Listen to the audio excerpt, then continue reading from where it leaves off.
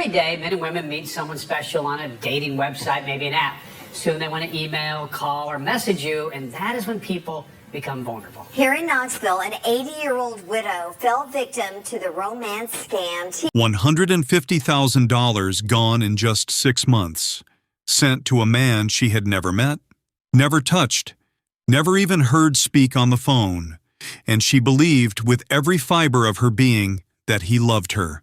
This is the story of Sharon, an 80-year-old widow from Knoxville, Tennessee, who fell victim to one of the cruelest scams in existence, the romance scam. And if you think this could never happen to you or someone you love, I need you to stay until the end, because what happened to her could happen to anyone. And if this channel helps even one person avoid this nightmare, then we've done our job. So if you're new here, hit that subscribe button right now, and let's get into it. His name is David J. Armstrong. His wife was in a car accident. I mean, he had it down verbatim, you know, the whole story. Sharon herself said it best when she told investigators, quote, "He loved me. For crying out loud, go figure," end quote. And in those few heartbroken words, you can hear everything, the confusion, the shame, the disbelief that someone could fake love so convincingly just to steal from her. This story is ultimately about something we don't talk about enough: how scammers deliberately target seniors, especially those who are lonely, isolated, or grieving. Total amount of money you sent? Close to 150. 150,000. And how the worst betrayals often come not from strangers breaking into your home, but from someone whispering sweet words through a screen. Someone who never existed at all. Let's go back to the beginning. Sharon had been a widow for 27 years when this story started, nearly 3 decades of sleeping alone, eating alone, filling her days with books to combat the emptiness. Then came 2020, the pandemic year, when isolation became mandatory, and millions of people worldwide turned to the internet for human connection. Sharon was 80 years old, living in Knoxville, Tennessee, scrolling through her Facebook page when a friend request appeared from a handsome stranger. His name, according to his profile, was David J. Armstrong. He claimed his wife had died in a car accident and that he was now alone, just like Sharon. I started to do it, and then the teller said, I need to make a call. And I guess she called the main bank, and they said, it's a scam, we're not going to do it. She accepted his friend request. That single click would eventually cost her nearly everything. Armstrong, or whoever was really behind that keyboard, knew exactly what he was doing. He told Sharon he worked on an oil rig off the coast of England, a detail that would later prove significant. Because according to the Federal Trade Commission, the most common fake occupations used by romance scammers are military personnel and offshore oil rig workers, jobs that conveniently explain why they can never video chat, never call, and certainly never meet in person. The manipulation began slowly and methodically. Every single night, Armstrong would send Sharon what she described as long love letters through email or text.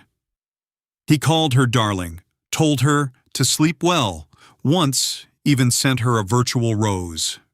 Sharon described herself falling deeper and deeper into the relationship, saying, quote, "He's pouring it on, slathering it, and he got me," end quote. This is textbook romance scam behavior, a calculated psychological assault where the scammer builds trust over weeks or months.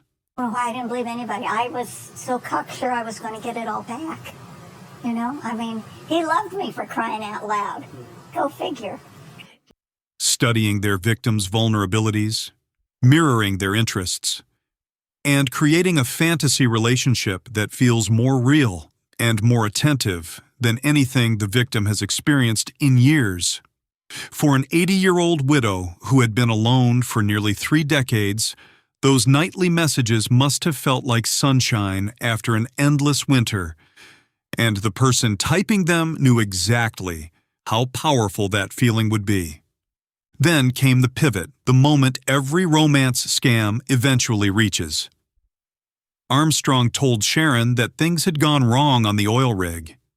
He needed money to get off, to come home, to finally meet her in person. Could she help him? Of course she could. She wanted nothing more than to finally hold this man who had been telling her he loved her every single night. And here's where the system that was supposed to protect Sharon completely failed her. In 2017, 3 years before Sharon encountered Armstrong, Tennessee enacted what's called the Pause Law, which gives financial institutions the authority to delay or refuse transactions that may exploit an older or vulnerable adult. Aaron Bradley, director of the East Tennessee Area Agency on Aging, stated clearly, quote, "If every bank and financial institution in this state would use that law, then we would be able to protect people," end quote. And initially, the law worked exactly as intended. Sharon went to her primary bank to request a large cashier's check. The teller began processing it, then paused and said she needed to make a call. After speaking with the main bank, they refused the transaction, telling Sharon directly that this was a scam. Friends told me, my kids told me. What did your heart tell you? My heart told me he really did love me, because I kept saying, how do you know you love me? You haven't even met me. I can tell by the way you talk. I can tell by your pictures. And I'm like, I just fell for it. The system worked, but then Sharon did something that the scammer had prepared her for. She simply went to a different bank. And that second bank processed her request freely, no questions asked. They did it twice for her, as Sharon herself confirmed, quote, "No problem whatsoever," end quote. Over the course of 6 months in 2020, Sharon sent approximately $150,000 to someone she had never met, including one single transaction of $47,000 sent in August of that year. Throughout all of this, the people who actually knew Sharon were desperately trying to warn her. Her friends told her something was wrong. Her children told her. But Sharon couldn't hear them because the man on the other end of those messages had spent months building a reality where only his voice mattered. When she expressed doubts, asking how he could love her when they'd never even met, he had answers ready. Quote, "I can tell by the way you talk, I can tell by your pictures," end quote, he told her. And she believed him because she wanted to believe him. Because loneliness makes us vulnerable in ways we don't understand until it's too late. This is not weakness. This is human psychology being weaponized by professionals. As the experts in this case noted, quote, "We all could fall prey to this. These con artists are professionals. They are professionals," end quote. The discovery, when it finally came, was devastating. Public reporting doesn't specify the exact moment Sharon realized the truth, but the aftermath is clear. She lost nearly every dime she had. The man she loved never existed.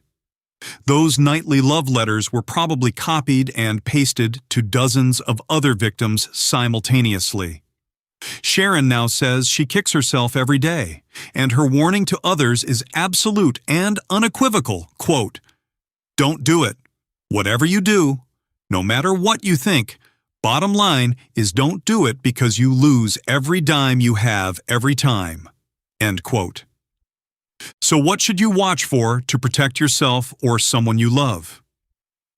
Here are the red flags this case teaches us. First, be extremely suspicious of anyone you meet online who claims to work on an oil rig, in the military, or in any job that conveniently prevents video calls or in-person meetings. Second, if someone you've never met in person asks you for money for any reason whatsoever, that is almost certainly a scam, no matter how good their excuse sounds. Third, pay attention when your friends and family express concern, because when you're inside the manipulation, you cannot see it clearly, but the people who love you can. Fourth, if one bank refuses to process a suspicious transaction, do not simply go to another bank. That refusal is the system trying to protect you. Fifth, remember that romance scammers are professionals who do this full-time. They study psychology, they test different approaches, and they know exactly how to make you feel special while they drain your accounts. According to Tennessee Bureau of Investigation records, millions of dollars are lost to romance scams every year in Tennessee alone. Federal reporting showed that losses from romance scams increased by approximately 80% between 2020 and 2021, a staggering rise fueled in part by pandemic isolation. These are not isolated incidents. This is an industry, and the product they're selling is loneliness exploited for profit. The legal and community response to cases like Sharon's continues to evolve. Tennessee's pause law remains on the books, but as this case demonstrates, it only works when financial institutions actually use it. And clearly, enforcement is inconsistent at best.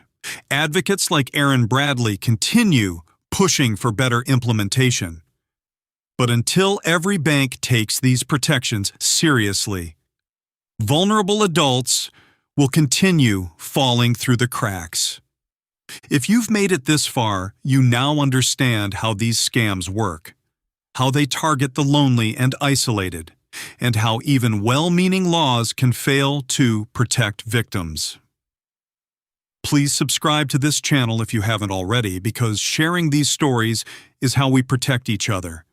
And every person who learns these warning signs is one less potential victim for these predators. Talk to the seniors in your life. Check on the widows and widowers in your community. Ask questions without judgment, because shame keeps victims silent. And silence is exactly what scammers count on. Sharon's $150,000 is gone, probably forever, sent overseas to someone whose real name she will never know. But her story, her willingness to come forward and warn others, that has value that cannot be measured. She didn't have to speak publicly about the most painful mistake of her life. But she did, so that maybe, just maybe, someone else won't have to learn this lesson the hard way. Let her courage mean something. Protect yourself, protect your loved ones, and never forget that real love doesn't come with a wire transfer request. This has been a documentary investigation. Thank you for watching. Stay safe, and I'll see you in the next one.